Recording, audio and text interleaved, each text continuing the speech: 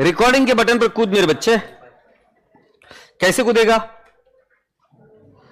आवाज आनी चाहिए। बटन दबा के कूद गया। Okay, very good. पूरी क्लास सीधी बैठेगी। जल्दी से एक प्यारी प्यारी स्माइल थोपड़े पर लेके आओ। अच्छा, मैं तुमको बता रहा हूं, पास होने के लिए सबसे इजी तरीका है स्माइल लेके आ जाओ थोपड़े पर। गुड, हंस ले यार बेशरम। और बाकी सब जिंदगी में अच्छा चल रहा है? ऑल वेल, चलो बढ़िया। सो सभी लोगों को प्यारा प्यारा गुड इवनिंग। अभी हमारा चल रहा है जिसका नाम है AS5, नेट प्रॉफिट और loss for the period, prior period item and changes in accounting policies. Late me ask you the first question. Did you by any chance deal with last AS कौन सा किया था हमने? AS20। उसमें कोई query किया आपने सॉल्व? रिवाइज कर रहे हो ना घर पर? और फिर कौन सा था उसके पहले? AS16। कोई क्वेरी कर दिया उसको भी? ठीक। हाँ बेटा, किसका? नहीं, अरे हो पर टेस्ट है ये, समझा? कौन से एस का? सभी एस के चाहिए? ठीक है, मैं करवाता हूं। I will get it done. Okay, अभी सुनो मेरी बात। ये जो AS5 है, इसको पहले एक बार रूपरेखा दिमाग में भर लो कि जब हम शेड्यूल 3 की बात करें तो शेड्यूल 3 में P&L अकाउंट कैसे दिखता है? आप देखना चाहोगे? तुम्हारे पास ऑप्शन नहीं, देखना ही पड़ेगा। सो ये रहा फाइनेंशियल स्टेटमेंट ऑफ कंपनीज, ये रहा उसका format. Oh, where are you format?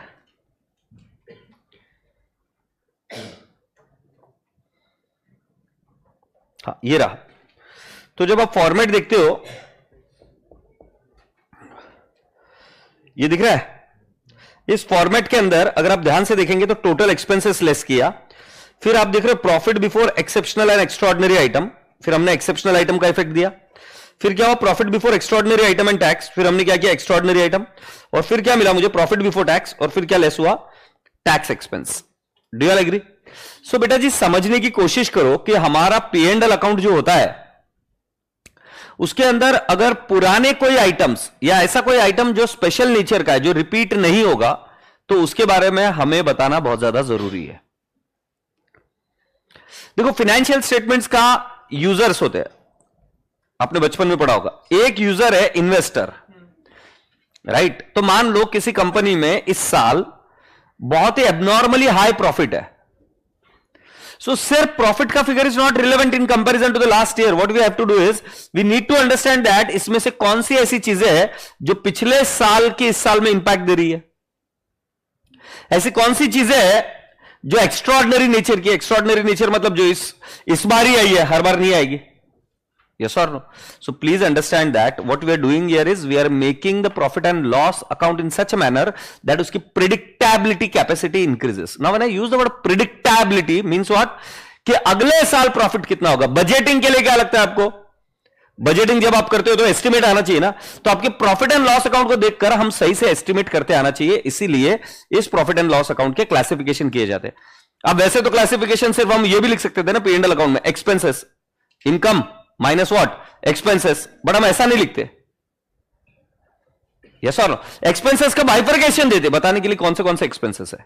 वैसे ही बेटा जी, ऐसे कुछ आइटम्स है जिनका डिस्क्लोजर अलग से देना जरूरी है। तो उसमें से फर्स्ट, जब आप नेट प्रॉफिट निकालते हो तो 3 आइटम को समझ जाओ। एक है ऑर्डिनरी एक्टिविटी, एक है एक्स्ट्राऑर्डिनरी एक्टिविटी, और एक है exceptional item. Tell me which are those? Ordinary, extraordinary and exceptional. Ordinary क्या है? उसका डेफिनेशन नहीं है। जो हमारे बिजनेस से रिलेटेड है वो ऑर्डिनरी। एक्स्ट्राऑर्डिनरी क्या है? कि जिसको बिजनेस करते वक्त प्रिडिक्ट किया ही नहीं जा सकता, वो है extraordinary item. So look at me, who am I? I am Anand Hangde. Okay, I am C. Anand Hangde. And now what do I do for my earning? Teaching. So if I give you a pen and pencil, sir, or pen and paper or whatever, and I ask you कि मेरा revenue project करके दिखाओ क्या क्या है, तो क्या क्या रेवेन्यू प्रोजेक्ट करोगे? हाँ, तो तुम क्या करोगे? फीस वगैरह ये सब चीजें। कोई वहां पर लॉटरी विनिंग्स लिखेगा? मेरे बिजनेस में अगर लॉटरी विनिंग्स है तो इट बिकम्स एक्स्ट्रॉर्डिनरी आइटम, क्योंकि आप उसको प्रिडिक्ट नहीं कर सकते। They are clearly distinct from the ordinary activities of the business.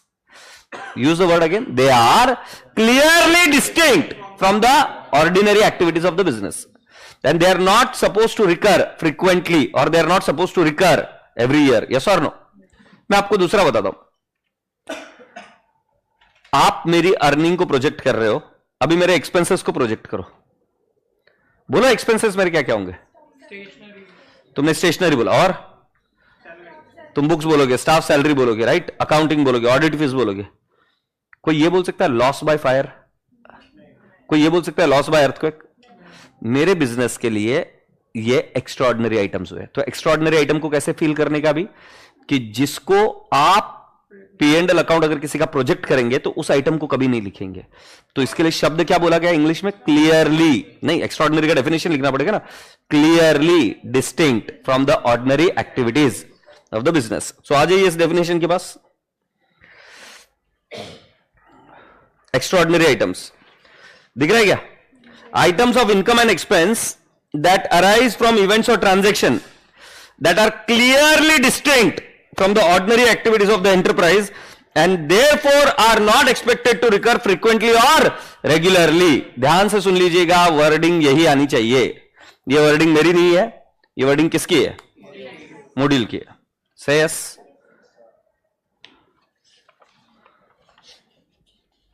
ये कौन प्रिंट आउट निकाल के ला रहा है यार?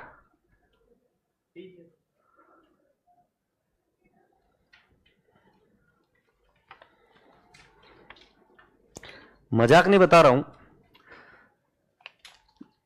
101 सी मरे होंगे ना तब इनका जन्म हुआ है। ये देखो, तुमको ये दिया है और तुम्हारे रिवीजन नोट से ये है जो स्क्रीन पर है, और ये कितने पेज है? ये 2 पेज का है।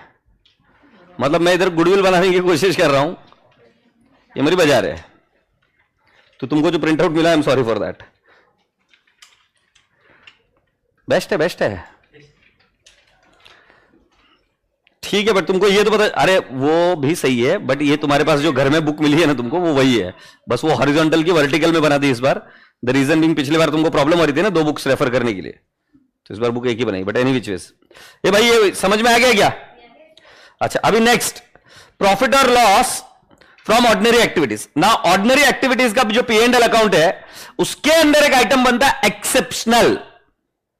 उसके अंदर एक आइटम बनता है क्या? एक्सेप्शनल। एग्रीड? तुम मुझे बताओ, तुम सभी लोग कौन हो? वाओ, तुम में से तुम्हें क्या लगता है एक्सेप्शनल कौन है? अच्छा ठीक है, अभी मुझे समझ में आया कि तुम इधर नहीं बता पा रहे। तुम्हारे स्कूल में थे, तुम्हारे सभी स्टूडेंट्स में एक्सेप्शनल कौन था? टॉपर। क्यों? ज्यादा अति होशियार। तो मैं आपको क्या बता रहा हूं, exceptional items are ordinary items only, but they are of such a size, magnitude, कि उनका अलग से डिस्क्लोजर दे दो। एक्सेप्शनल आइटम मतलब एक्स्ट्राऑर्डिनरी जैसे नहीं। एक्स्ट्राऑर्डिनरी क्या है कि बिजनेस में आप उसको गेज ही नहीं कर सकते, बिजनेस में आप उसको प्रो का मतलब क्या बोलते हैं, प्रोजेक्ट ही नहीं कर सकते। बट एक्सेप्शनल कैसा कर सकते हैं, बट वो ऐसे साइज का, ऐसे नेचर का है, इतनी अमाउंट का है कि उसका डिस्क्लोजर सेपरेटली देना अच्छा है। जैसे अगर अपनी कंपनी फाइनल अकाउंट की प्रॉब्लम सॉल्व कर रहे थे, तब कई बार क्या होता था कि अगर आप फॉर्मेट देखेंगे तो हमारे लिए था अदर एक्सपेंसेस, बट इंस्टीट्यूट कई बार क्या करती थी, सेलिंग एंड डिस्ट्रीब्यूशन एक्सपेंसेस भी करती थी, राइट। फिर उसके बाद में और भी कोई एक्सपेंसेस का अलग अलग एडमिनिस्ट्रेशन ओवरहेड अलग हेड बनाती थी। या अगर आप आज की तारीख में जाओगे इसके ऊपर किसी कंपनी की लिस्टेड बैलेंस शीट में और उनके P&L अकाउंट को चेक करोगे तो उनके हेड कुछ अलग अलग होते हैं। तो वो क्या कर रहे पता है क्या है, सारे ऑर्डिनरी आइटम्स ही, बट उनका मैग्नीट्यूड साइज ऐसा है, मैग्नीट्यूड मतलब कि उनकी साइज ऐसी है कि उसका अलग से लिखना जरूरी है। से यस, सो ये देखो इधर, प्रॉफिट और loss from ordinary activities, activities normally undertaken as a part of business and incidental activities, मतलब जो बिजनेस का एज ए हिस्सा है और उससे रिलेटेड कोई भी एक्टिविटी हम कंडक्ट कर रहे हैं तो उसको हम क्या बोलेंगे, ऑर्डिनरी एक्टिविटी। नीचे जाओ, activities of special size, nature और incidence to be considered and disclose separately, इसको हाईलाइट कर लिख दीजिए। ये क्या बन जाएगा, एक्सेप्शनल। ए पांडे, ये क्या बन जाएगा, एक्सेप्शनल। सो बेटा जी बाकी का सारा क्या हो गया? ऑर्डिनरी। तो ऑर्डिनरी के अंदर एक पार्ट क्या बना? एक्सेप्शनल। सही है सर? नो, मुझे नहीं समझा, बताओ एक्सेप्शनल कौन सा बनता है? मतलब which is there for business and incidental to business. First point clear. Second point इसके अंदर क्या है? सेपरेट डिस्क्लोजर में भी रिक्वायर्ड फॉर साइज, इंसिडेंस और nature, and it should be disclosed separately. सही है सर? नो? राजा बेटा जी ये हो गया net profit and loss for the period. So profit or loss arises on account of ordinary activities and extraordinary items. Both these components should be disclosed separately and on the face of the statement of P&L account. ये तो अभी मैंने थोड़ी देर पहले ही आपको जाकर P&L account के format में दिखाया कि उधर एक्सेप्शनल आइटम भी है, एक्स्ट्रॉर्डिनरी आइटम भी है। yes or no? Exceptional item is part of ordinary activity only, but it is still shown separately if it is of, if the size of the item, nature और incidence, incidence मतलब कितना frequently होता है, it should be disclosed separately. से yes. जैसे एक example बताओ, तुम्हारा लीकर का बिजनेस है, हो सकता है कि नहीं हो सकता है? अब लीकर के बिजनेस में पेनल्टी लग सकती है कि नहीं लग सकती है? बट नेचर ऐसा है कि फ्रीक्वेंटली नहीं लगनी चाहिए, वंस इन अ वाइल, तो उसका डिस्क्लोजर सेपरेट होना चाहिए। क्योंकि अगर बहुत बार अगर आपको पेनल्टी लग रही है तो शायद ऐसा होगा कि आपका बिजनेस क्लोज हो जाएगा। या एरोप्लेन का बिजनेस है आपका, मतलब यू आर फ्लाइंग एरोप्लेन्स, अब उसके ऊपर आपको पेनल्टी लग रही है, अगर रिपीटेडली पेनल्टी लग रही है तो आपका बिजनेस डाइसी है। Users should be aware about that, customer should be aware about, क्योंकि यूजर्स में कस्टमर भी आते हैं, सप्लायर भी आते हैं, हाँ या नहीं? अगर आपका एम्प्लॉयज के जो स्टाफ कंट्रीब्यूशन के पैसे है वो आप समय पर नहीं भर रहे हो, राइट? तो जरूरी है कि आपके जितने भी यूजर्स हैं उनको ये बात पता चलनी चाहिए कि आप आपके एम्प्लॉइज का पैसा सही समय पर नहीं भर रहे हो। तो है ऑर्डिनरी आइटम है, but it will require special mention if you are paying penalties for that. Say yes? Okay, now बेटा जी नेक्स्ट आइटम है prior period item. Now what is the prior period item? You must have studied rectification of error in your foundation. उसके अंदर क्या होता है कि when a error is rectified in the current year but for the past year, then in the current year it will be called as a prior period item. So how do we define prior period item? Prior period items are those items which occur in the current year because of error or omission in the past. That is called as prior period item. Prior period item के लिए दो चीजें mandatory है, जैसा extraordinary item के लिए clearly distinct, exceptional item के लिए अगर उसका साइज, नेचर, इंसिडेंस देखना पड़ेगा, मैंडेटरी। बाकी की बची हुई सारी एक्टिविटीज क्या? Ordinary. But prior period item के लिए क्या? दो कंडीशन मैंडेटरी है। एक, it should be related to the past years, and the second one is there has to be compulsorily error और ओमिशन इन दी पास्ट। अगर error और omission नहीं है तो हम उसको प्रायर पीरियड आइटम नहीं बोल सकते। मतलब item can be related to last year but there is no error और omission, it can not be called as a prior period item. Prior period item के लिए दोनों ही कंडीशन मैंडेटरी है, related to the past year and it is what? There is an error और omission in the past. तो ये देख लो, income and expense arising in current period as a result of error और omission in preparation of financial statement of prior period, it is infrequent or different from changes in accounting estimates. Is that okay? So sir ये line क्यों लिखी in relation to changes in accounting estimate? तो let me explain you. ऐसा हो सकता है क्या बेटा, लास्ट ईयर आपको लगा था कि वारंटी क्लेम होगा 10 लाख रुपीज, आपने उसका एस्टिमेट किया, आपने उसका क्या किया? सांस लो। फिर क्या होता है सुनिए, वो एस्टिमेट गलत हो गया। फिर क्या हुआ? वो एस्टिमेट गलत हो गया तो वो चेंज करना पड़ेगा आगे। अब बेटा जी उसमें कुछ एरर नहीं हुआ था पास्ट में, एस्टिमेट इस बार इसलिए चेंज हुआ क्योंकि कोई नए फैक्टर्स आ गए। तो उस केस में आप ऐसा नहीं बोल सकते कि देयर इज एरर और omission in the past. Corona कब आया? 2020 में। मेडिकल कंपनियां या जितने भी मेडिकल इंश्योरेंस जो प्रोवाइड कर रही इंश्योरेंस कंपनीज, उन्होंने क्या किया? अपना एक एक प्रोविजन बनाया होगा। अब कोरोना आने वाला ही पता थोड़ी ना था, तो उनका प्रोविजन पहले का कम था बट एकदम से आगे जाके प्रोविजन बढ़ गया। This is not an error, this is change in estimate. There is a difference between change in estimate and error और ओमिशन। एस्टिमेट तो चेंज हो सकता है ना भाई, जैसे अपनी useful life of an asset 10 years assume की थी, अब यूजफुल लाइफ आप बोल रहे हो कि नहीं 6 ईयर्स ही है. Now you can not say that this is an error, this is change in estimate. Yes और no? I hope you got my point. Okay, so you tell me what are the prior period items, what are the two things which you are always going to write down? It is related to what? Prior period. And what? It happens because of what? Error or omission in the past. Now let's talk about changes in accounting policy. Now what is an accounting policy? ये आपको already पता होगा कि बेटा जी accounting policy can be changed in 3 scenario: change in law, change in AS accounting standard, or better presentation of financial statement. Now you'll ask me what is an accounting policy. So accounting policy is principles and methods of applying those accounting principles and preparation and presentation of the financial statement. Let me help you out with this. So what is accounting principle? Let's talk about AS2. तुम्हारा हो गया? Inventory is valued at cost or NRV whichever is lower. ये accounting principle हुआ. Now इसमें cost कैसे निकलती है? तो कॉस्ट का एक डेफिनेशन है और ये कॉस्ट निकालने के लिए आपके पास है फीफो और वैक, दोनों ही अलाउड है. सो पहले प्रिंसिपल क्या हुआ? कॉस्ट और एनआरवी विचएवर इज लोअर, बराबर है. बट कॉस्ट के अंदर क्या आपको क्या क्या ऐड करना हो पता है? बट सर जी कौन सा इन्वेंट्री मेरे पास बचा है, कौन सा बिक गया, इसके लिए हम क्या लेते हैं? फीफो और वैक. सो कॉस्ट निकालने के लिए कुछ मेथड चाहिए ना, वो फीफो और वैक का. सो पहले अकाउंटिंग पॉलिसी का डेफिनेशन सुन लीजिए और पढ़ लीजिए और समझ लीजिए. What is an accounting policy? It is accounting principles and methods of applying those accounting principles in preparation and presentation of financial statements. ये अकाउंटिंग पॉलिसी हुई. और अगर ये अकाउंटिंग पॉलिसी आपको चेंज करनी है, so there are only 3 scenarios. What is the first one? Change in law, change in accounting standard और better presentation of financial statement. Is that okay?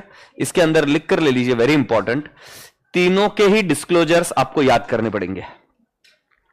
मतलब एक्स्ट्राऑर्डिनरी आइटम के बारे में क्या डिस्क्लोजर देना है, प्रायर पीरियड आइटम के बारे में क्या डिस्क्लोजर देना है, और चेंजेस इन अकाउंटिंग पॉलिसी के बारे में क्या डिस्क्लोजर देना है. जरा सुन लेना बात को ध्यान से, ये आपको आगे ऑडिट में भी काम आएगा. तो इसके डिस्क्लोजर हम आगे पढ़ेंगे, बट इसके डिस्क्लोजर्स याद रखना जरूरी है. सो ये देख लेते हैं अकाउंटिंग पॉलिसी क्या है.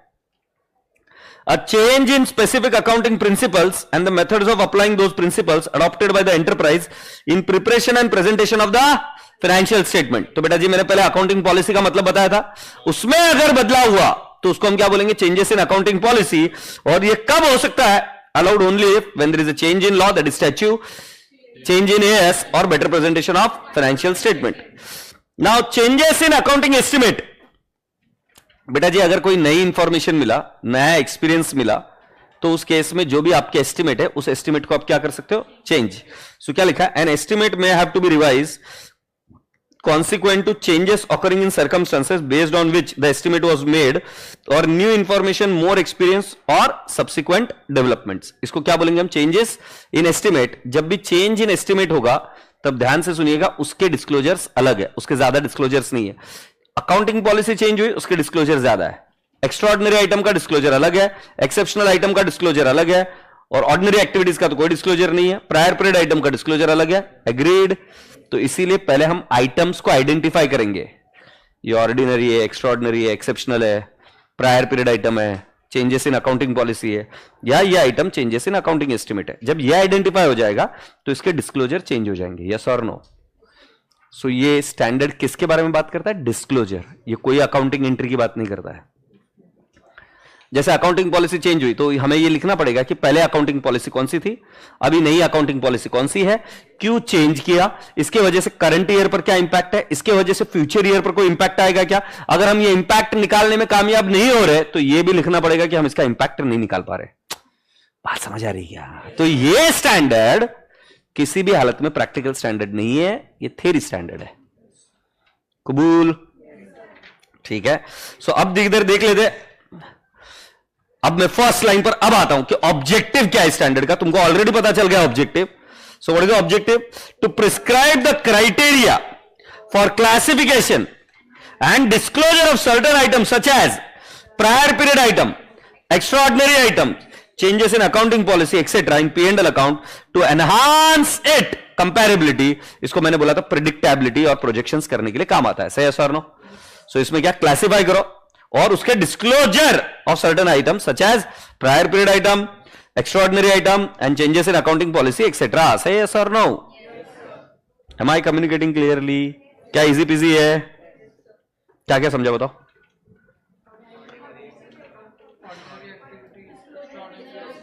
इसमें डिस्क्लोजर वाला पार्ट है in relation to certain items. पहले तो identification and disclosure of certain items like changes in accounting policy, changes in accounting estimate, prior period item, yes और no, okay, and extraordinary item in order to what enhance the comparability. और सभी के definitions clarity से पता चल गया. ये page अच्छे से पढ़ लेना, इसमें सारे डेफिनेशन की की पॉइंट्स दिए हुए, आपका काम हो जाएगा. नेक्स्ट पॉइंट पर मैं आ गया और मुझे अभी आपको क्या दिखाना है? डिस्क्लोजर्स. मैंने बताया था ना सभी के डिस्क्लोजर्स अलग अलग है. सो जब एक्स्ट्राऑर्डिनरी आइटम से हम शुरू करते हैं, एक्स्ट्राऑर्डिनरी आइटम में हमें क्या करना है? Disclosed in the statement of P&L account as a part of net profit और loss for the period, nature and amount of each item separately disclosed in a manner that impact on current profit और loss can be perceived. Say yes और no? तो इसके extraordinary item में हम क्या क्या disclosure देते हैं? हर एक आइटम को अलग से दिखाओ और उसका इंपैक्ट करंट पीरियड पर क्या होगा ये बताओ.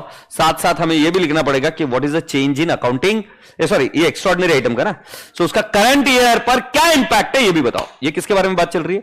Extraordinary item. सारे आइटम्स को P&L अकाउंट में दिखाओ on the face of the P&L account. दूसरा, हर एक आइटम को सेपरेटली दिखाओ, कंबाइन कर नहीं, और उसका इंपैक्ट P&L अकाउंट के करंट ईयर प्रॉफिट पर क्या है वो बताओ. Is that okay?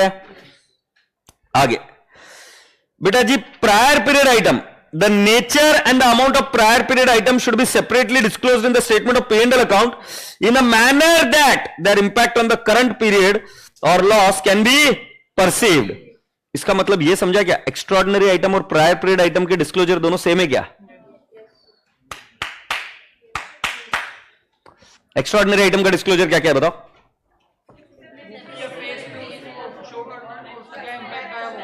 मतलब कौन से एक्स्ट्राऑर्डिनरी आइटम है वो बताने हैं और उसका क्या क्या इंपैक्ट है करंट ईयर के प्रॉफिट पे वो बताना है. प्रॉफिट के बारे इसके एक्स्ट्रा क्या नाम, प्रायर पीरियड के बारे में क्या? The nature and the amount of prior period item should be separately disclosed in the statement of P&L account and a manner in which their impact on current period, current profit और loss can be perceived. Is that okay? सबसे ज्यादा पूछा जाता है changes in accounting policy. So लिख लीजिए, always mug up और definitely mug up disclosure requirement of changes in accounting policy. Mug-up disclosure requirement of changes in accounting policy.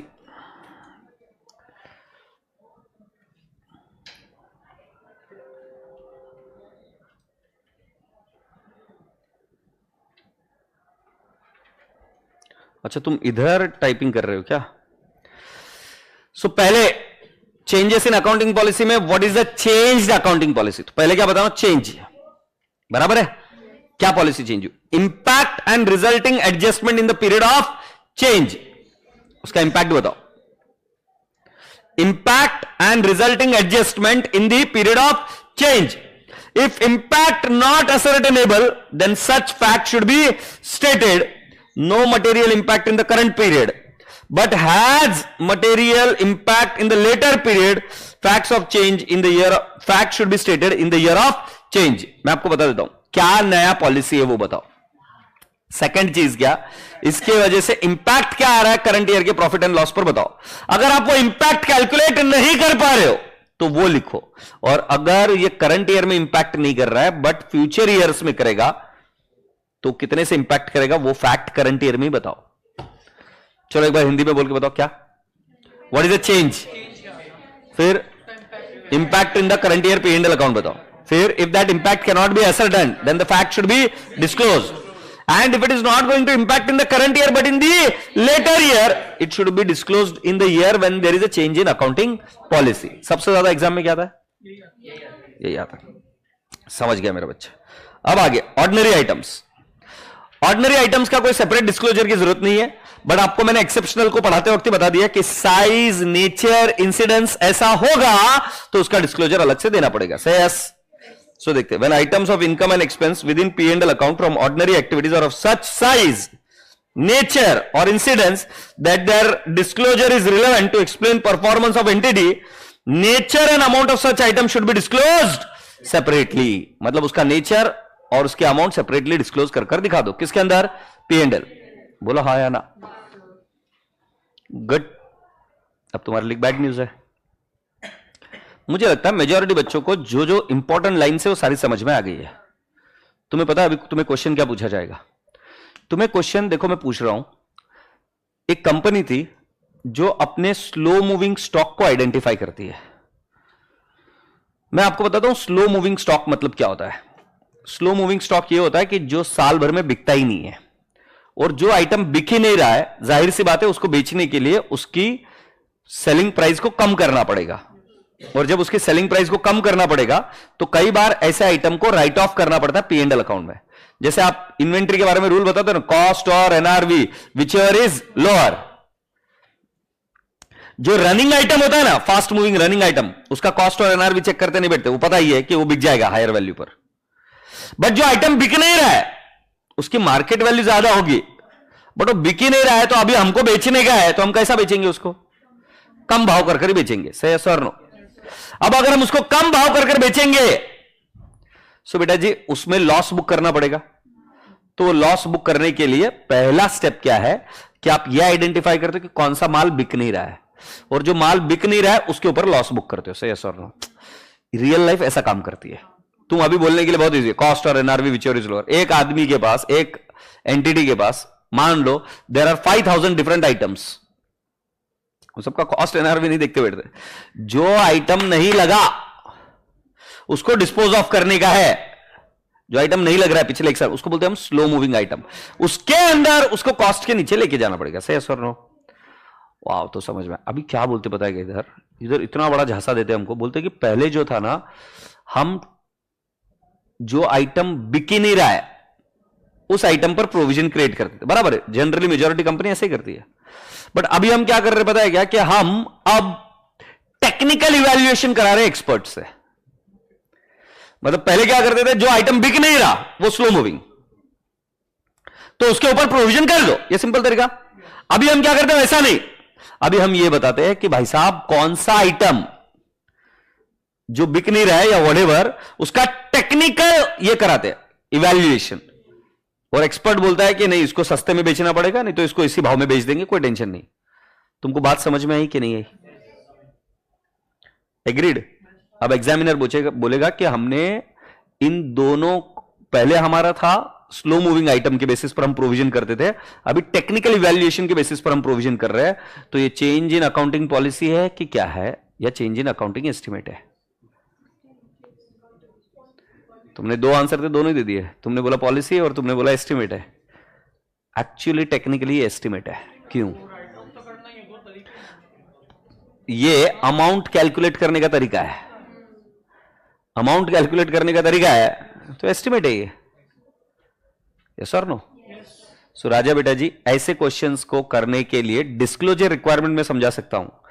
Question आएगा, 90+% chances है कि क्वेश्चन टेक्स्ट बुक से ही आएगा, माने आपकी मॉड्यूल से ही आएगा।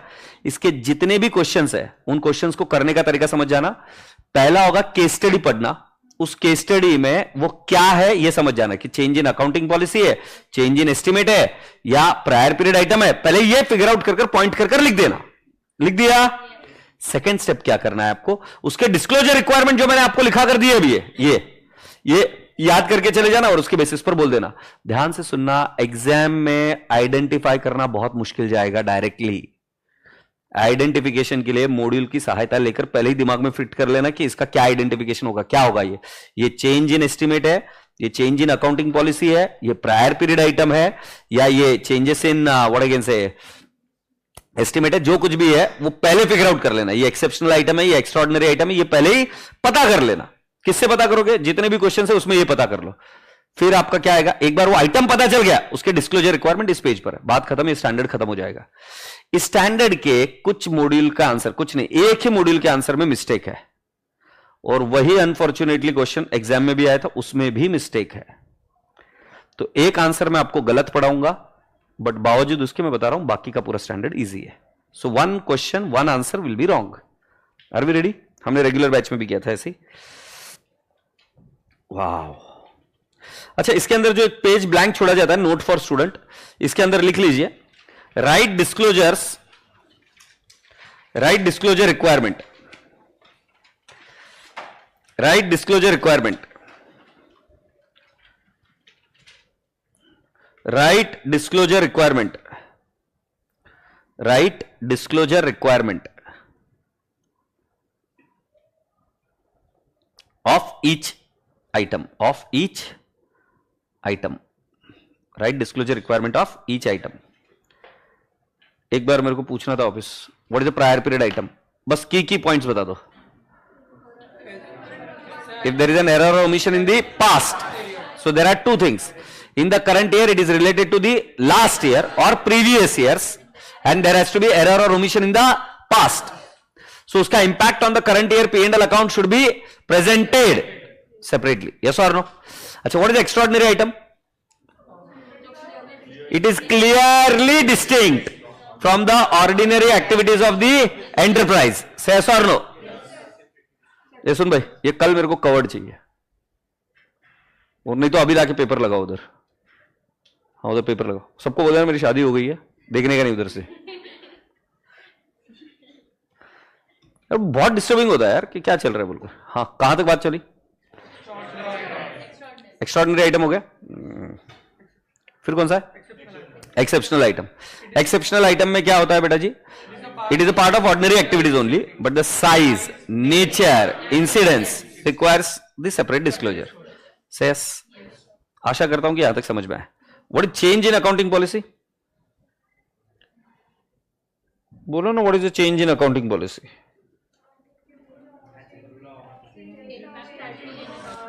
चेंज इन, अच्छा, when do you change an accounting policy? When there is a change in law, better presentation of financial statement, or change in accounting standard. और दूसरा क्या, what is accounting policy? It is a specific accounting principles and methods of applying those accounting principles in preparation and presentation of financial statement. जब change हुआ तो इसके disclosure में क्या क्या देते हो? Change, right? Impact in the current period. If the impact cannot be quantified, the fact should be stated. If it doesn't impact the current year, but it's going to impact the future years, then that impact should be stated in the current year only. Yes or no? Wow. So are we ready now to deal with some of the questions, people? छूकर मेरे मन को किया तूने क्या इशारा।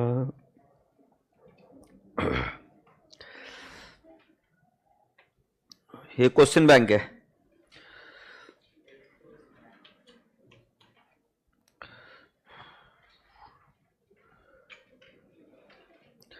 तुम्हारे को प्रिंट आउट अलग मिले, अब मैं क्या करूं प्रभु? हाँ, मैं भांग खा के आया हूँ गिराज, क्या पता सर, आप ही पता करो।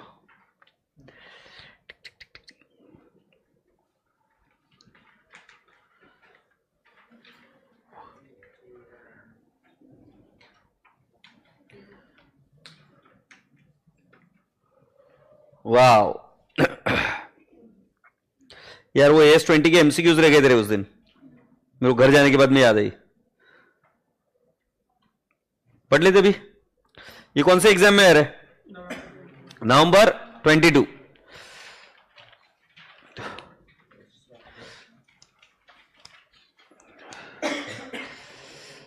The account of Shiva Limited has sought your option with relevant reason whether the following transaction will be treated in the change in accounting policy or change in accounting estimate for the year ended 31st March 2021.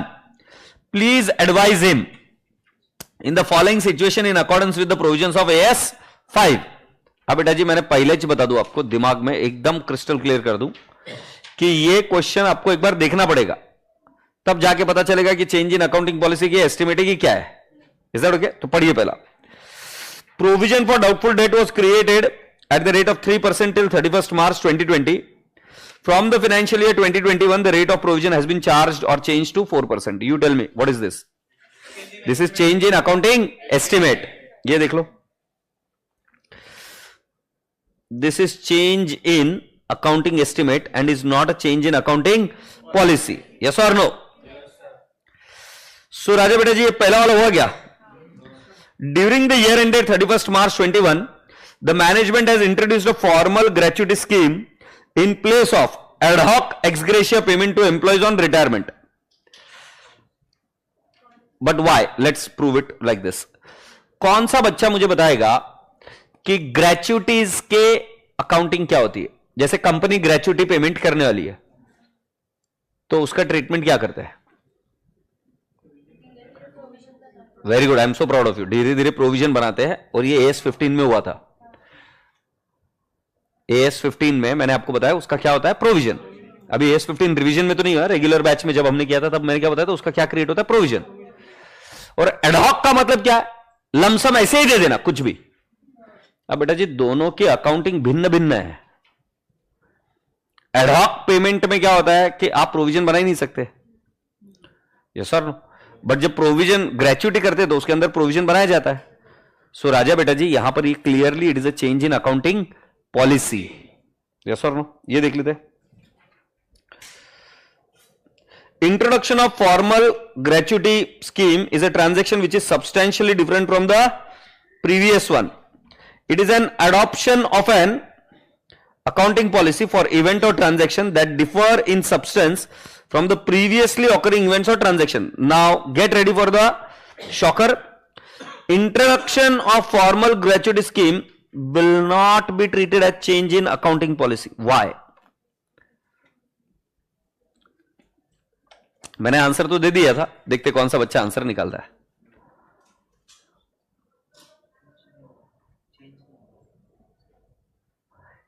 अच्छा मैं तुमको एक question पूछता हूं.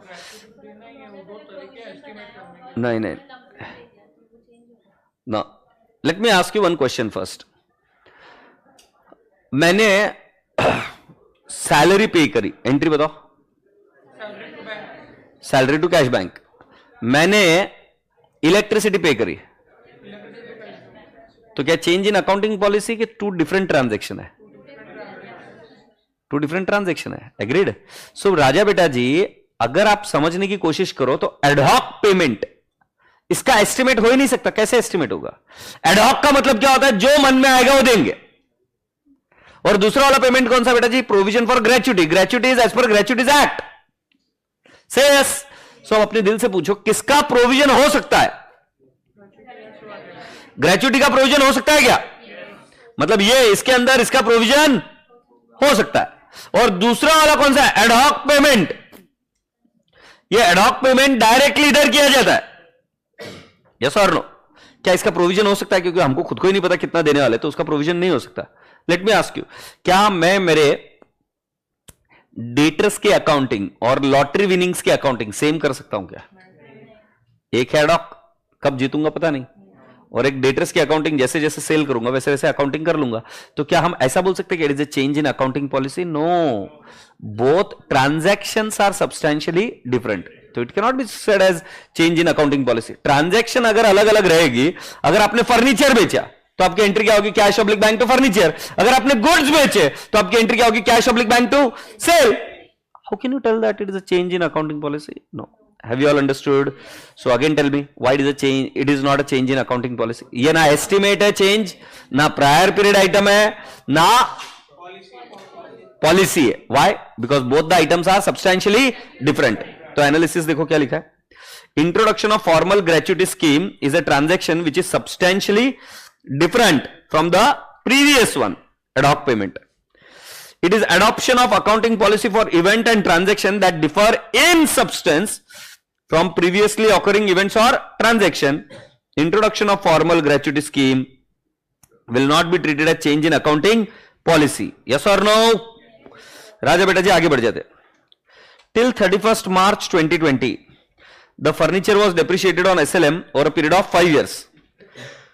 From 2021, the useful life of furniture has been changed to 3 years.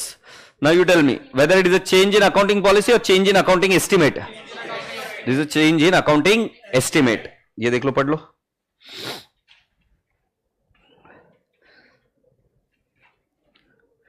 It is a change in estimate. इसमें से कौन सा सबसे इंपॉर्टेंट बना अभी तक? सेकंड इंपॉर्टेंट है। Now third one, management decided to pay pension to those employees who have retired after completing 5 years of service in the organization। 5 साल जिनका होने के बाद में उनको क्या मिलेगा? Pension. Such employees will get pension of 20,000 per month। Earlier there was no, ये बेटा ऑन हो गया, इधर आएगा no. There was no such scheme of pension in the organization। तो मुझे बताओ,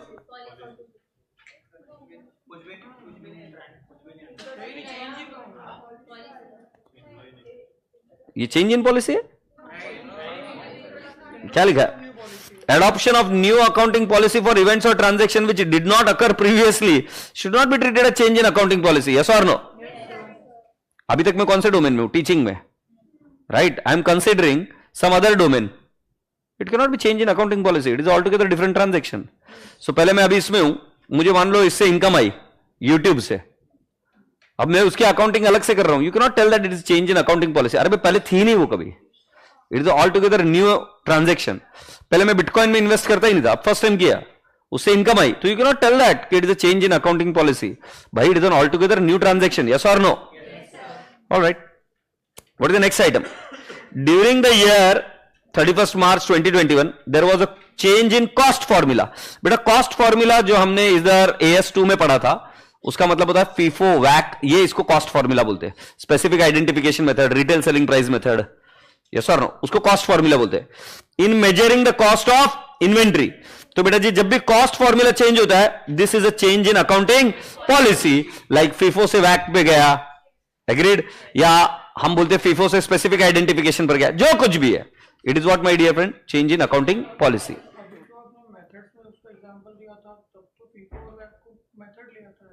हाँ तो बराबर है ना, तो वही अकाउंटिंग पॉलिसी हुई ना। मैंने क्या बोला था, ये मैंने कब पढ़ाया था मैं आपको बताता हूं। सही है, तुम्हारा कंफ्यूजन सही है। देखो सुनो, मैंने अकाउंटिंग पॉलिसी का डेफिनेशन पढ़ाया था। क्या बोला था?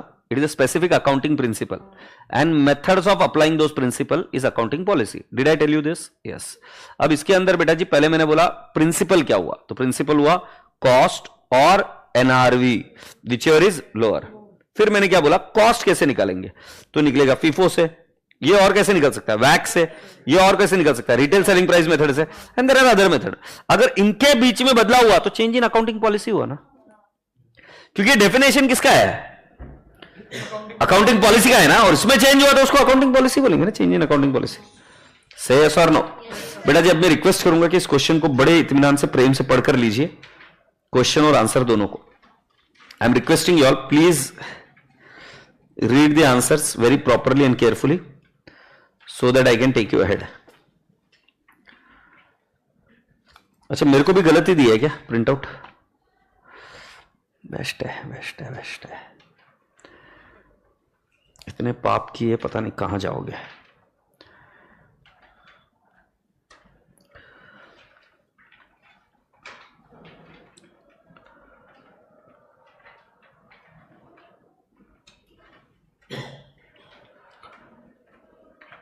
बेटा आंसर पढ़ लिया?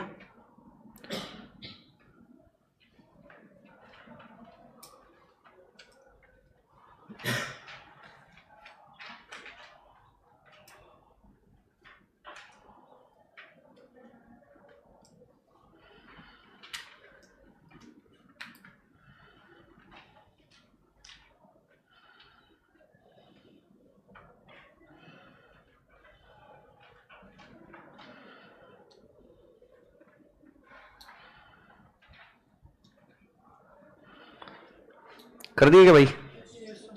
Alright, so here are we.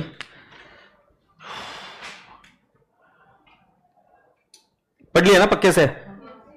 ठीक है, मुझे आपकी राइटिंग प्रैक्टिस करानी थी, तो इसके लिए अभी आप आइए question number 4।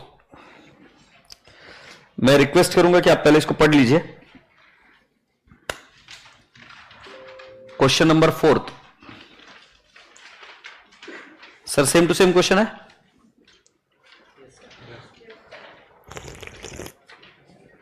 Question number 4 is RTP November 18 और आरटीपी नवंबर 2019.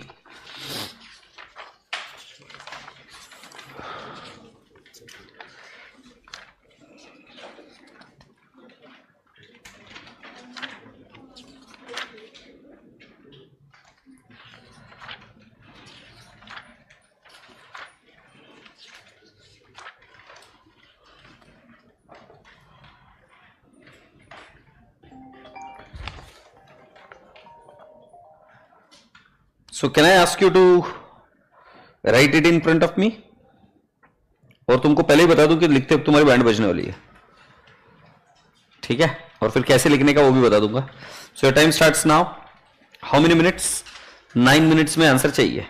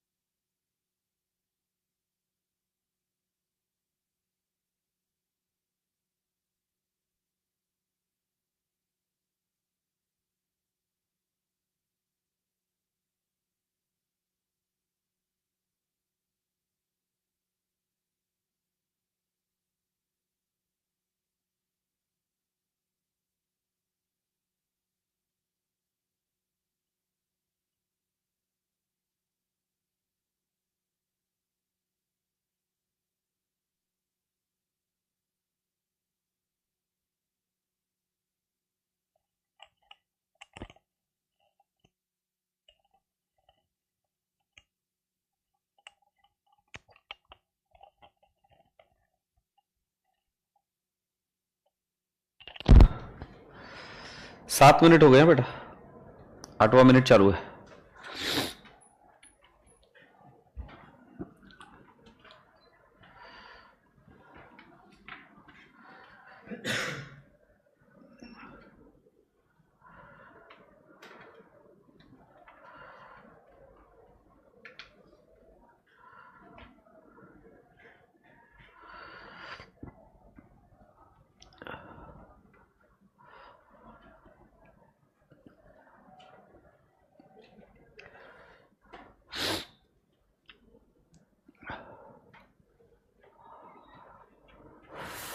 कितने क्वेश्चन हुए बेटा?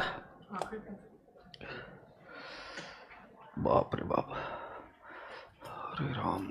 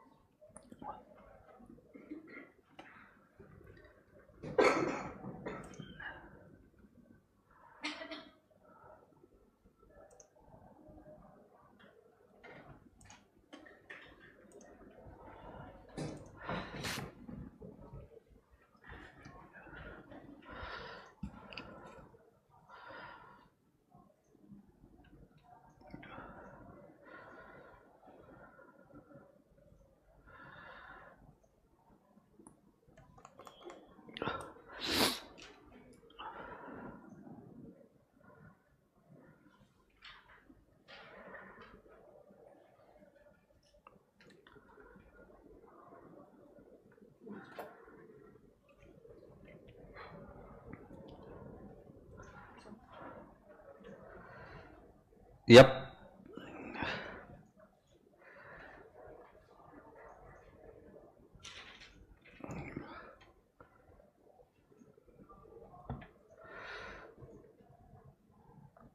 देख लेंगे अभी एक बार। अभी अपने अपने आंसर को निकालिए जो भी है। गुड़िया अभी no no no no, this is not correct यार। कितना फिर अभी कॉपी कॉपी कॉपी कॉपी, ऐसे नहीं है।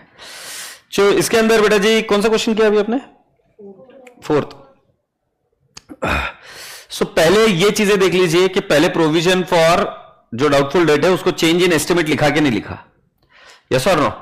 सो पहला वाला है it is not a change in accounting policy but it is a change in estimate. Is that okay?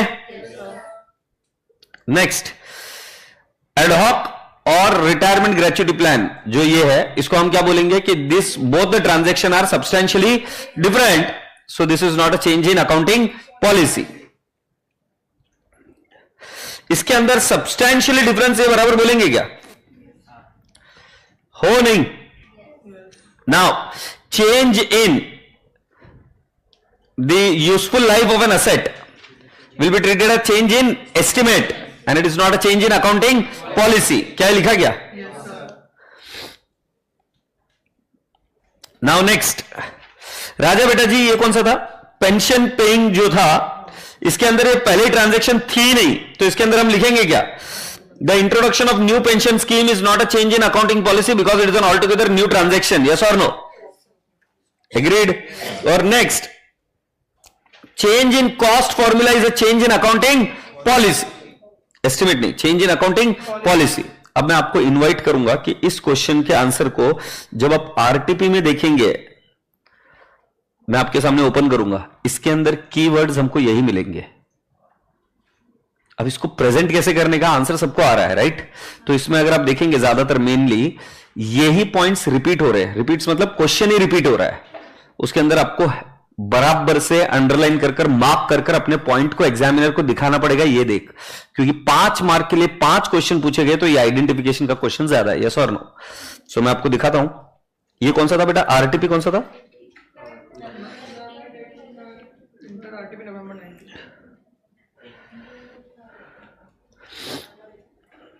दोन मिनिट ताई, कशाला घाई करते एवढी श्वास के?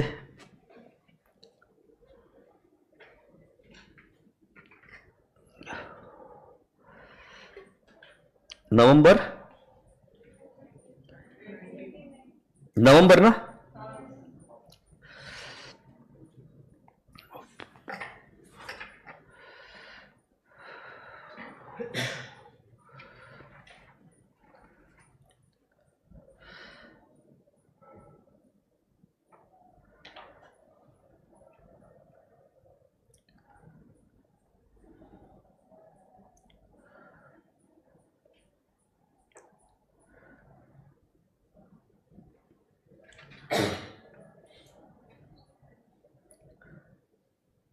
नवंबर 19 ना,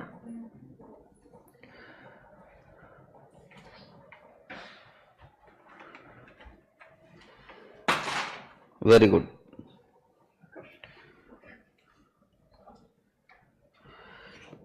ये क्वेश्चन नंबर 17A है, देखो बेटा।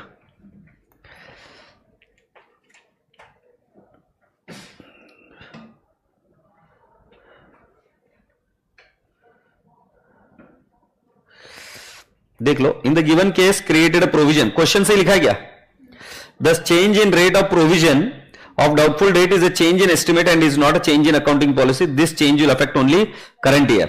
बाकी की सारी लाइनें देख लो, क्वेश्चन की रिपीटेड है।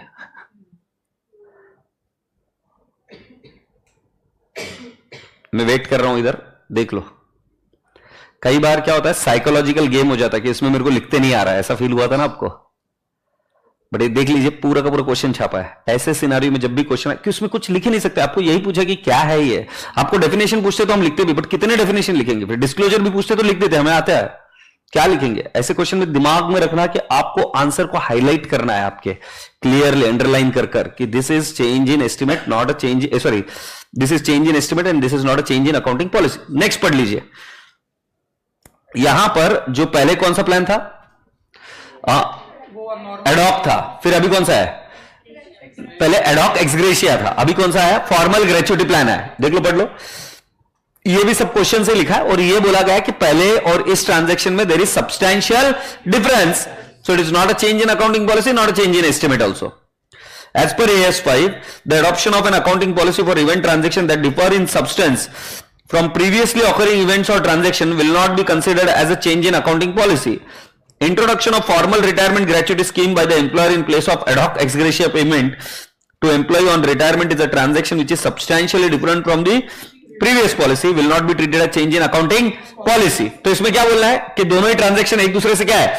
Substantially difference है, different है। Agreed? थर्ड वन, ये तो डायरेक्टली लिख दिया, it is a change in estimate and not a change in accounting policy.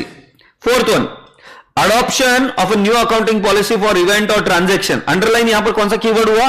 New. New transaction है ना, transaction which did not occur previously should not be treated a change in accounting policy, hence the introduction of new accounting new pension scheme is not a change in accounting policy and change in cost formula is treated as change in accounting policy. क्या मेरे रसगुल्ले बच्चों को ये बात समझ में आई क्या? पक्का? ऐसे ही एक क्वेश्चन है आपकी test in time pass in time में। Good the question number 2। ऐसा ही एक क्वेश्चन है, फॉर्मेट में नहीं लिखा तो भी चलेगा। यस, इस क्वेश्चन को फॉर्मेट में लिखोगे तो जान निकल जाएगी तुम्हारी। इसको अगर आप ये से लिखोगे ना कि रेफरेंस, एनालिसिस, कंक्लूजन, तो जान निकल जाएगी। इस क्वेश्चन को नहीं लिख सकते। मैंने कर देते हो फॉर्मेट सेम करके दिया है, बट आपको करने की जरूरत नहीं है। इधर देख लो रे भाई, अच्छा इधर दिख रहा है ना, जैन 21 में क्वेश्चन आया था बेटा, 5 मार्क के लिए क्वेश्चन आया था। कितने आइटम्स है? 10। इसके अंदर देर हुशारी मत करना, ज्यादा डिटेल में मत जाना। इधर सिर्फ आपको क्लासिफाई करना, state whether the following items are example of change in accounting policy, change in accounting estimate, extraordinary item, prior period item, ordinary activity. Actual backdate turning out to be more than provision. Estimate, change in estimate.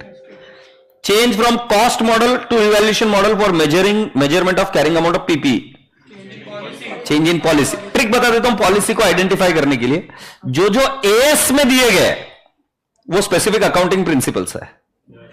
अगर आपको एक method है cost और revaluation model, cost model जो है method of accounting है, उसको change करके आप रिवैल्यूएशन मॉडल में चले गए, it is a change in accounting policy. Next, अच्छा एक बात ध्यान में रखना, गवर्नमेंट ग्रांट रिफंडेबल हुई, गवर्नमेंट ग्रांट रिफंडेबल हुई तो हमेशा उसको क्या मान के चलना? Extraordinary item. क्या मान के चलोगे भाई? गवर्नमेंट ग्रांट कभी भी रिफंड करना पड़ा तो क्या मान के चलोगे? Extraordinary item. ये ध्यान रखना, ये किसमें है? AS 12 में लिखा हुआ है, इसका कोई लेना देना नहीं AS 5 के साथ। AS 12 overrides AS 5 there. अच्छा ये क्या पढ़ लेते हैं, government grant receivable as compensation for expenses incurred in previous accounting period. झांसा है पिछले साल का रिलेटेड गवर्नमेंट ग्रांट इस साल मिल रहा है, तुमको लगेगा प्रायर पीरियड आइटम, ये प्रायर पीरियड आइटम नहीं है, क्योंकि कोई एरर नहीं हुआ। पिछले साल कुछ ऐसा खर्चा हुआ जिसका कॉम्पेंसेट गवर्नमेंट इस साल कर रही है, extraordinary item. Is that okay? आगे बढ़ जाते। Treatment of operating lease as a finance lease, क्या पॉलिसी? ये गलती है। ऑपरेटिंग लीज को क्या ट्रीट कर लिया? Finance lease. ये क्या है? ये प्रायर पीरियड आइटम है। नेक्स्ट कौन सा है बेटा जी? Capitalisation of borrowing cost on working capital, ये भी एरर है ना, तो इसको भी क्या बोलेंगे? Prior period item. Next, legislative changes having long term retrospective application.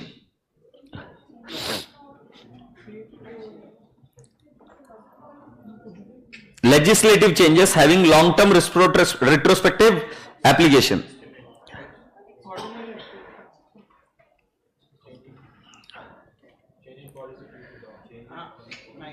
नहीं, accounting policy can be changed because of change in law. That is correct. इन्होंने क्या बोला? Legislative changes. पॉलिसी के बारे में तो बताया नहीं ना। Legislative changes having long term retrospective application, आप इसको क्या बता सकते हो कि इसके वजह से तुम्हारे को जो भी इंपैक्ट आएगा ये एक्स्ट्राऑर्डिनरी हो सकता है, और अगर नॉर्मल है तो हम इसको क्या बोलेंगे? Ordinary activity. जीएसटी की रेट चेंज हो गई, अकाउंटिंग पॉलिसी कैसे चेंज हुई? लेजिस्लेटिव चेंज तो कुछ भी हो सकता है ना। यस और नो? डीडीटी पहले था, अब नहीं है, now it is taxable in somebody else's hand. How do you call it as a change in accounting policy? No. But ये अगर आइटम बहुत यूनिक है तो इसको हम क्या कर सकते हैं? एक्स्ट्राऑर्डिनरी आइटम कर सकते हैं। But in majority cases legislative change is ordinary activity in majority cases. Yes और नो? तो तुम जो बोल रहे थे सर वो क्या है? मैं ये बता रहा था कि पॉलिसी चेंज हो सकती है because of change in law. Agreed? Yes. आगे बढ़ते हैं। Change in method of depreciation from SLM to WDV. Change नहीं, change in SLM to WDV आप AS10 में भी देखोगे, चेंज इन अकाउंटिंग एस्टिमेट है। मेथड ऑफ डेप्रिसिएशन जब आप चेंज करते हो तो पैटर्न ऑफ कंजम्पशन चेंजेस, तब हम मेथड चेंज कर सकते हैं। And it is a change in accounting estimate, not a policy. ये क्या है? पॉलिसी लिखा है, एस्टिमेट लिखा है? एस्टिमेट ही है। हाँ। Government grant becoming refundable, extraordinary item. Applying 10% instead of 15%।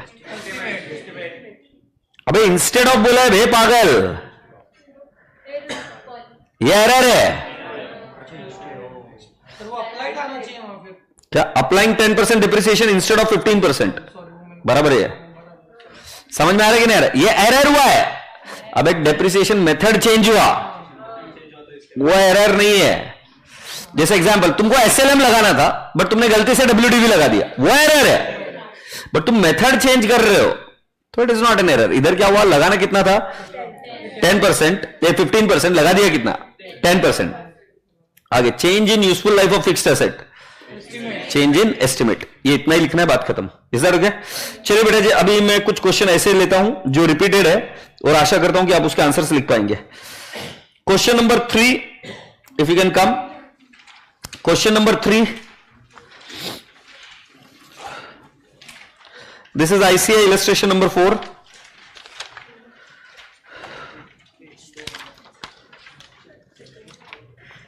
Are you there? तो पढ़ो इसमें क्या लिखा है? Explain whether the following will constitute a change in accounting policy or not as per AS5. Introduction of formal retirement gratuity scheme by an employer in place of ad hoc ex gratia payment to employees on retirement. Management decided to pay pension so and so. बेटा जी क्या है? Repeated question है क्या? सो बेटा जी पहला वाला क्या है? It is not an accounting policy, both the transaction are all together substantially different. Is that okay?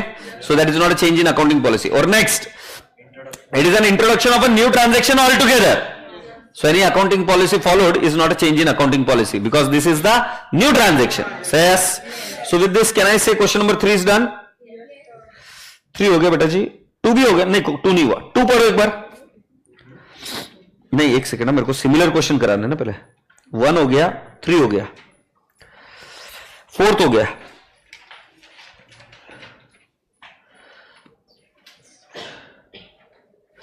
Sixth देख के बताओ मुझे, आरटीपी नवंबर 20, सिक्स्थ पढ़ के बताओ मुझे, हो जाएगा क्या? आरटीपी नवंबर 20,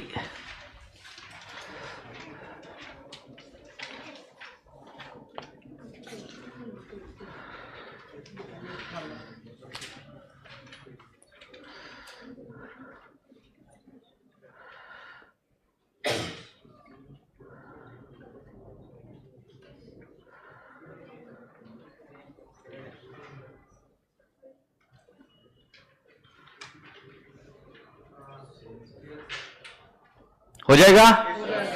ऑलराइट, तो सिक्स्थ भी मैंने कर दिया। पहला वाला क्या है बेटा जी? Change in estimate. और दूसरा वाला क्या है? Substantial change.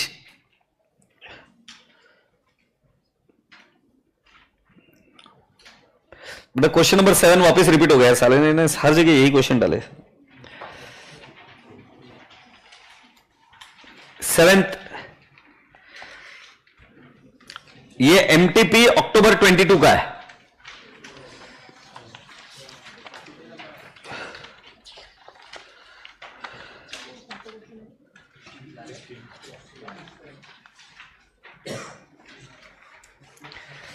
पाजी कर पाएंगे क्या? ठीक है, अब कुछ क्वेश्चंस और थे वो देख लेते हैं। बेटा जी क्वेश्चन नंबर 2 लिख लीजिए, revise before exam. Question number 2 revise before exam.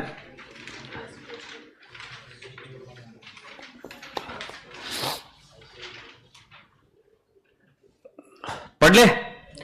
The company finds that inventory sheets of 31st March 2021 did not include 2 pages containing details of inventory worth rupees 14.5 lakh. State how will you deal with the following matters in the accounts of Omega Limited for the year ended 31st March 2022. This is error or omission in the past, and it is rectified in the current year, so it would be treated as what? Prior period item. तो देख लीजिए, as per AS5 net profit or loss for the period, prior period item and changes in accounting policies defines prior period item as income or expense which arise in the current period as a result of error or omission in preparation of the financial statement of one or more prior period. फिर इसका क्या लिखेंगे हम analysis? Rectification of error in inventory valuation is a prior period item, wide provision of AS5. Rupees 14.5 lakh should be added in the opening inventory. It is also necessary to show 14.5 lakh as a prior period adjustment in the P&L account. Separate disclosure of this item as a prior period is required as per AS5. तो इसका की चीजें क्या क्या है? सभी बच्चे ये लिख के आएंगे प्रायर पीरियड आइटम है, बट इसका क्या क्या करना है ये बता रहा हूं। पहले ओपनिंग इन्वेंट्री में ऐड होगा, P&L अकाउंट में सेपरेट डिस्क्लोजर होगा, और सेपरेट डिस्क्लोजर में दिखाया जाएगा कि ये प्रायर पीरियड आइटम है। जरा देख लो इसके कंक्लूजन में ये तीनों पॉइंट लिखे कि नहीं लिखे। तो इसमें हमारा फर्स्ट स्टेप क्या हुआ? Definition. So what is the prior period item?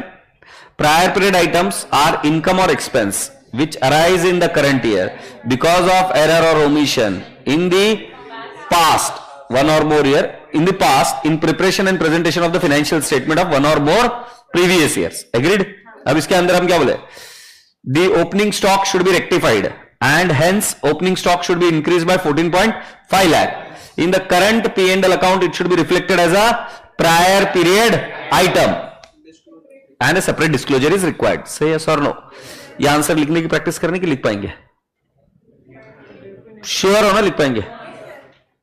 Definition तो किया है ना भाई? वो तो याद करनी है, उसमें क्या बस ठीक है, ठीक है। Thank you so much for this. की डेफिनेशन तो याद करनी, उसमें क्या है? उसमें ही है सब कुछ। पर तो ये वाला देख लेते फिर। ये 5 है ना, और कौन सा? 6 हो गया, 7 हो गया, ठीक है। 5 देख लेते हैं। इसके और कुछ क्वेश्चंस करने पड़ेंगे बेटा, कुछ क्वेश्चंस रिपीटेड आ गए। 5 देख लेते हैं। PQR Limited is in the process of finalizing its accounts for the year ended 31st March 18. The company seeks your advice on the following. Goods worth rupees 5 lakh were destroyed due to flood in September 2015. A claim was lodged with the insurance company. Okay. But no entry was passed in the books of insurance claim in the financial year 15-16. In March 18, the claim was passed and the company received a payment of 3,50,000 against the claim. Explain the treatment of such receipt in the final account for the year ended 31st March 18. मैं आपको बताऊं इसका answer suggested में भी wrong है. हुआ क्या कि हमारा इधर कुछ फ्लड आया तो हमारा कुछ माल डिस्ट्रॉय हो गया तो हमने क्या किया, इंश्योरेंस क्लेम को फाइल किया. कब किया? 2015 में. और मुझे ये क्लेम कब मिला? 2018 में. मॉड्यूल ये कहती है कि प्रायर पीरियड आइटम है. मैं ये कहता हूं ये प्रायर पीरियड आइटम नहीं है. क्यों? क्योंकि इंश्योरेंस क्लेम हम तभी रिकॉग्नाइज कर सकते हैं व्हेन इट इज रिसीव्ड और rather when it is accepted. अब यहां पर कहीं पर भी ये नहीं बताया कि 2015 में इंश्योरेंस कंपनी ने क्लेम को एक्सेप्ट कर लिया था और देने में डिले हो गया है. एग्रीड. अब अगर हमें ये पता ही नहीं कि क्लेम मिल रहा है कि नहीं मिल रहा है तो ये एरर कैसे हुआ? बट क्योंकि ये इस क्वेश्चन को हमने स्पेसिफिकली इसीलिए लिया क्योंकि ये question same to same module में भी है और मॉड्यूल में भी इसका आंसर गलत है और सेम चीज सजेस्टेड में आई है. तो यहां पर ये अज्यूम करके चलना पड़ता है हमें कि भाई साहब वो क्लेम जो था 2015 में एक्सेप्ट हो गया था, मिला सिर्फ 2018 में है. हमने इसकी एंट्री 2015 में नहीं करी, इसलिए कौन सा आइटम बना? Prior period item. सो ये देख लो, इसका ये मैंने इधर ये लिखा है, देखो नोट लिखिए. देखो, as per my understanding don't write in the exam. ये क्या लिखा मैंने? Do not write. ये एग्जाम में मत लिख दियो पागल, नोट वाली. ये मैं इधर बता देता हूं. Income or expense which arise in the current period as a result of error or omission in the preparation of financial statement of one or more prior period. In the given case, it is clearly case of error or omission in preparation of financial statement for the year 15-16 for not recording the loss due to flood. तो बेटा जी क्या है? Error और omission ऐसा वो बता रहे हैं, मेरे को नहीं लगता ऐसा, बट ठीक है. Claim received in financial statement 17-18 is prior period item and should be separately disclosed in the statement of P&L account. समझ गए? उसके बाद में नोट लिखिए. ए रसगुल्ले बच्चों, पॉइंट नंबर 2 पढ़ लो. ये आ जाएगा क्या मुझे बताओ?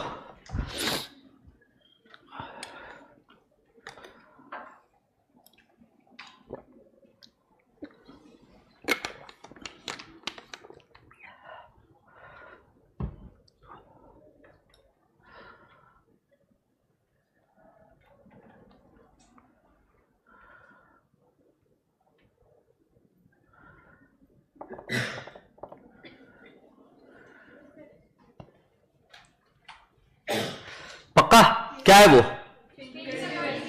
Change in accounting estimate. इधर लिखा it is a change in accounting estimate. Is that okay? All right. क्या क्या? क्वेश्चन का जो सेकंड पार्ट है उसका एप्लीकेशन का मतलब क्या है? The effect of change should be shown in the P&L account for the year ending 31st March. Question का जो सेकंड पार्ट क्या लिखा है? While applying the relevant accounting standard, can the revision be considered as an extra? दो ही option दिए, दोनों में से एक बताना है क्या? हाँ. तो एस्टिमेट तो नहीं. While applying the relevant accounting standard, can this revision be considered as an extraordinary item or prior period item? तो आपका आंसर आएगा no, it is a change in estimate. और अगर आपको चाहिए तो एक्स्ट्राऑर्डिनरी आइटम का डेफिनेशन देना पड़ेगा और प्रायर पीरियड आइटम का भी डेफिनेशन देना पड़ेगा. जैसे इधर मैंने क्या किया, एक्स्ट्राऑर्डिनरी आइटम का डेफिनेशन दिया है, दिखाई गया. और उसी तरीके से प्रायर पीरियड आइटम का भी आपको क्या देना पड़ेगा? डेफिनेशन. तो हमें लिखना पड़ेगा कि ना ही ये एक्स्ट्राऑर्डिनरी आइटम है और ना ही ये प्रायर पीरियड आइटम है. Is that okay? ऐसा करके आपको फ्रीज करना पड़ेगा. अच्छा, इसमें कुछ क्वेश्चंस और करने पड़ेंगे बेटा, और कुछ क्वेश्चंस कर लेते हैं.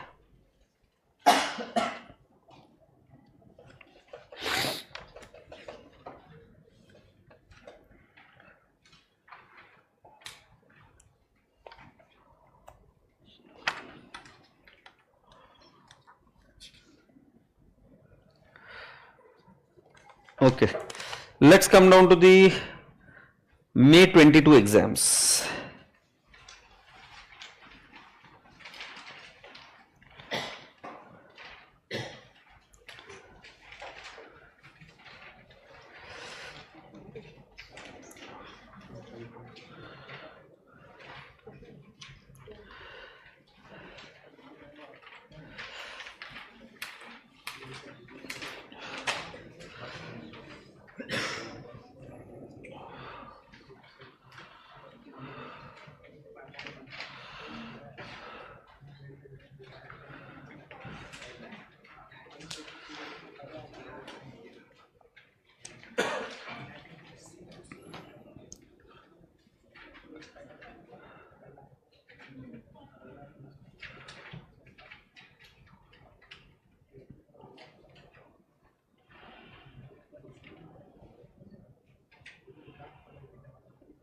कौन से एग्जाम में? May 22।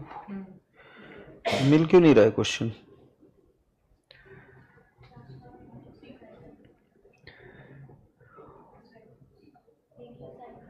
कहां पे?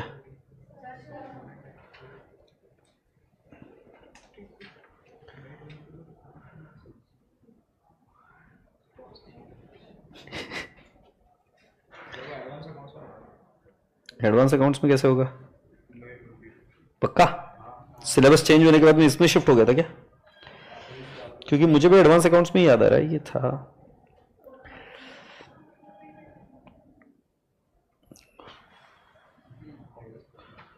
पहला क्वेश्चन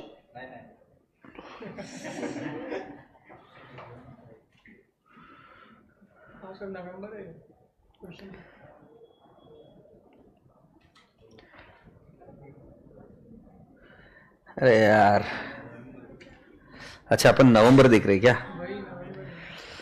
May 22। पिछली बार भी कहा ये पहला question. TQ Cycles Limited is manufacturing of bicycles, a labor-intensive manufacturing sector. In April 22, the government enhanced the minimum wages payable to worker with retrospective effect from 1st Jan 2022। Government ने क्या किया? Wages को बढ़ा दिया। Due to this legislative change, the additional wages for the period Jan 22 to March 22 amounted to 30 lakhs. The management asked the finance manager to charge 30 lakhs as prior period item while finalizing the statement of 22-23। जरा ध्यान से देखो, हमारा 22-23 ये financial statement कब से शुरू होगा? 1 अप्रैल 22 से लेकर 31 मार्च 23।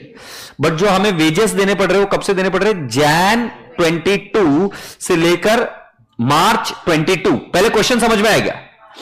हमारा साल कौन सा बता रहा है? कंसिडरेशन में कौन सा? 22-23। वेजेस कब से देने? जैन से लेकर मार्च 22, मतलब लास्ट ईयर। मतलब ये वेजेस जो 30 lakhs है ये लास्ट ईयर के। ये क्लियर है?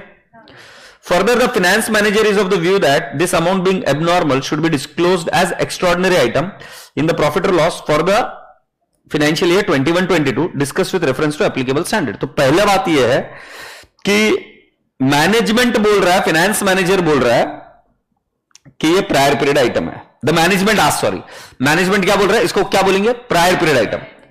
अब आप अपने दिल को पूछ के बताओ, क्या प्रायर पीरियड आइटम हो सकता है क्या?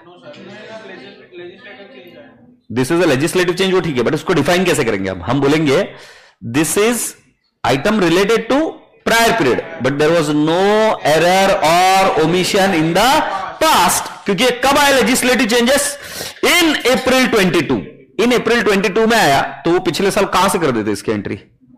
सेस और no? So this is not a prior period item. Second one, can it be treated as extraordinary item?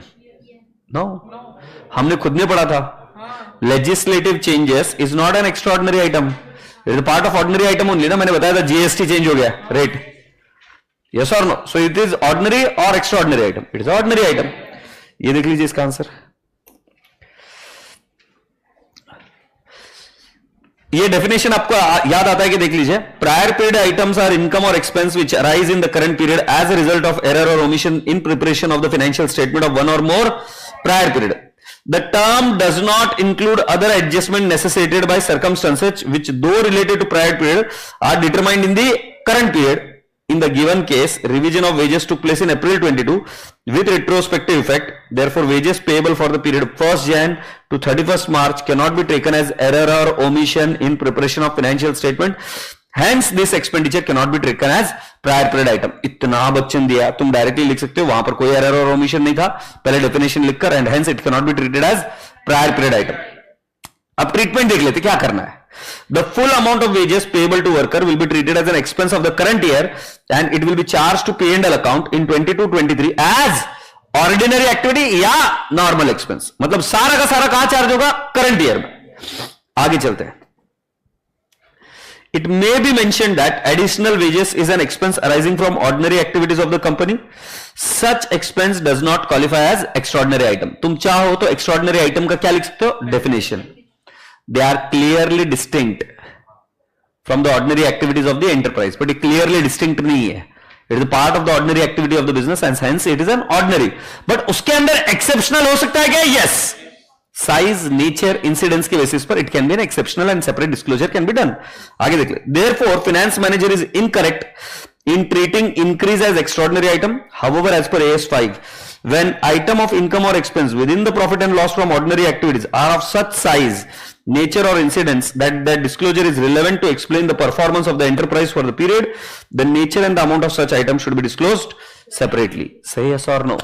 So ये ordinary activity में से है, ये prior period नहीं है, ये extraordinary भी नहीं है, और अगर आप चाहो तो इसको exceptional के तौर पर इसका separate disclosure और दे सकते हो. Say yes or no. Good people. ये क्वेश्चन के बाद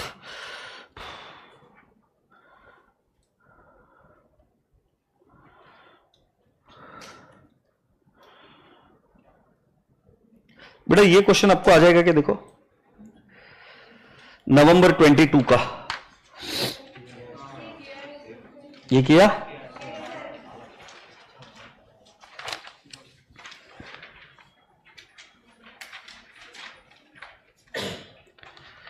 Are we ready? Now here we go to the next question.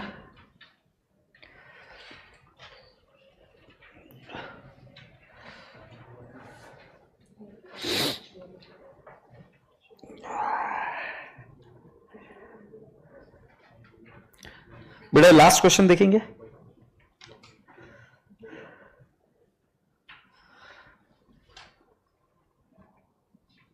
हाँ. The company Z Limited is engaged in the business of providing consultancy services. A few days back, it received a notice from GST department raising a demand of GST on consultancy services provided by it for rupees 5 lakh. Recently, Z Limited paid the demand. In the books, the payment is recorded as extraordinary expenditure. मुझे बताओ extraordinary item का आपको definition पता है क्या? Clearly distinct from the ordinary activities of the enterprise. अगर आप धंधा कर रहे हो तो उस पर टैक्स एक्स्ट्राऑर्डिनरी है कि ऑर्डिनरी है? आपको जो नोटिसेस मिलते हैं ऑर्डिनरी है कि एक्स्ट्राऑर्डिनरी? ऑर्डिनरी. तो it can not be treated as extraordinary. Whether the payment of tax demand raised by the taxation authority can be recognized as an extraordinary item? The answer is no. It cannot be recognized as an extraordinary item. You can please read the answer.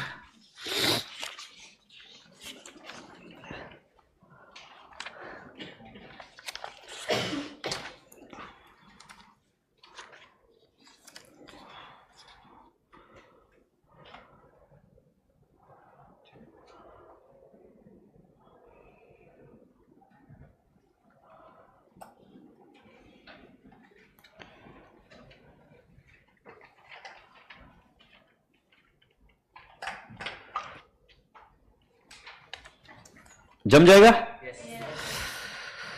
MCQs पर आ जाओ.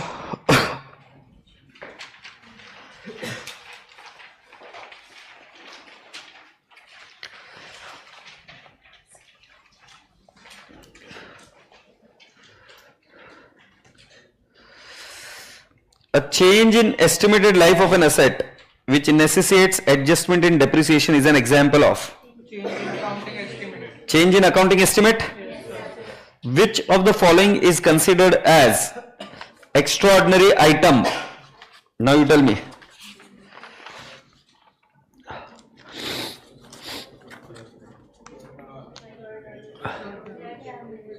नहीं सोचो. Extraordinary item पूछा, clearly distinct from business. Flood damage is extraordinary. D is the right answer. Flood damage, earthquake, loss by fire. हाँ, strike नहीं लेंगे अपन इसमें क्योंकि इसमें ज्यादा सही D है. क्योंकि स्ट्राइक होना ठीक है, नॉर्मल है, एस्टिमेट किया जा सकता है. But can you estimate flood? No, it's that way. तुम्हारी बात सही है, मैं स्वीकार करता हूं, क्यों झूठ बोलूं. बट ये सीए का पेपर है भाई, इनमें से सबसे ज्यादा अप्रोप्रिएट D है, वो एक्स्ट्राऑर्डिनरी बिजनेस के एंगल से. अगर मान ली ये इंश्योरेंस कंपनी होती तो आंसर सी होता, क्योंकि उनके लिए वो ऑर्डिनरी है. समझ रहे हो? ठीक. Which one of the following is an example of extraordinary item? बेटा जी सी, गवर्नमेंट ग्रांट बिकम्स रिफंडेबल. ये बात ध्यान रखना. Extraordinary items are income or expense that arise from event clearly distinct from the ordinary activities of the enterprise and that are not expected to recur frequently or regularly. And the right answer is C, both A and B. An audit verification during the year ended 31st March 21 revealed that opening stock for the year is understated by 5 lakhs due to wrong counting. While finalizing accounts, your opinion will be, it is not a prior period item. गलत बात, ये prior period है. It should be treated as prior period adjustment and should be separately disclosed in the current year financial statement. ये सही है. An adjustment of 5 lakh in both opening stock of the current period and profit brought forward from previous year should be made. बराबर है. Agreed. So either answer क्या? Both B and C. The correct answer is both B and C. Is that okay? So with this AS5 is done. ठीक है. मेरी तरफ से आपको एक होमवर्क है. AS5 पूरी तरीके से क्वेश्चंस देखकर खत्म कर देना. और कितने क्वेश्चंस की राइटिंग प्रैक्टिस करोगे? कम से कम 3. Is that okay? पक्का? So AS5 would be done. But I am now I've got an ulcer on my tongue. It's hurting. So बजी तो कितनी है? 7:30. एक और एस ले सकता हूं मैं. मतलब सोच के तो वही आया था. ले लूं. हाँ फिर आगे छुट्टी है यार. लफड़ा है. ठीक है. तो अभी तो बंद कर देते. रिकॉर्डिंग बंद कर दे. स्ट्रीमिंग चालू रहने देना.